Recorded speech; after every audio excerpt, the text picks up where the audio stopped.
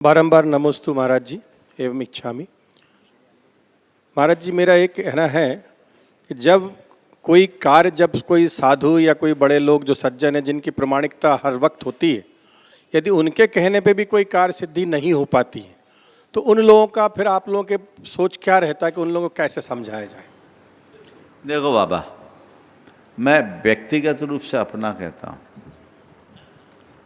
हम सब काम करते हैं पर कर्ता बनकर कभी नहीं करते। हम तो निमित्त बनकर करते हैं, एक प्रशस्त भाव रखते हैं ऐसा हो जाए, उसके लिए पूरा प्रयास भी करते हैं। एड़ी छोटी एक कर देते हैं, सफलता मिल भी जाती है।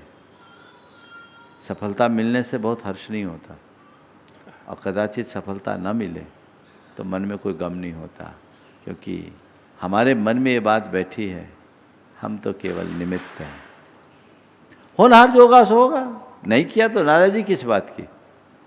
हम उसको लेकर अपने मन को विकल क्यों करें?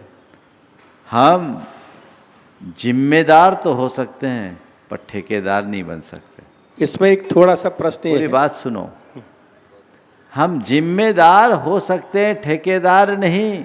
और आप सबसे भी मैं कहना चाहूँगा, खासकर उन लोगों के लिए जो सामाजिक कार्यों में आगे आना चाहते हैं, वे जिम्मेदार बने, ठेकेदार बनने की कोशिश न करें।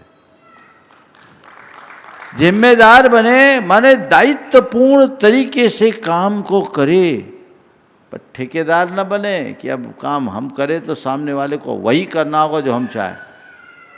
बदलाव, जिम्मेदारी से काम को करने की लगन बढ़ेगी, पर दूसरे भाव अगर मन में आ जाए तो अहंकार और आकुलता, इससे बचना चाहिए।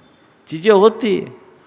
एक बार गुरुदेव ने बड़ी बात की थी, कोई एक प्रसंग था। मैंने गुरुदेव से कहा, गुरुदेव अगर आप एक बार बोल दे तो पूरी समाज बदल सकती है। कुंडलपुर की बात है, सन 2003 की।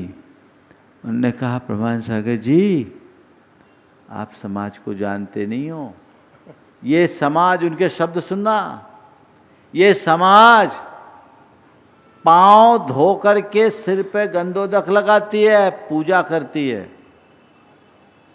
शब्द थे, पांव धोकर सिर पर गंदोदक लगाती है, पूजा करती है, पर बात नहीं मानती।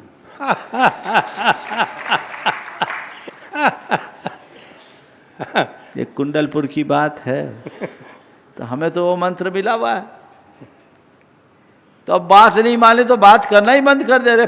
बात माने ना माने, मनाने की कोशिश कर लो, अपना क्या बिगड़ता है?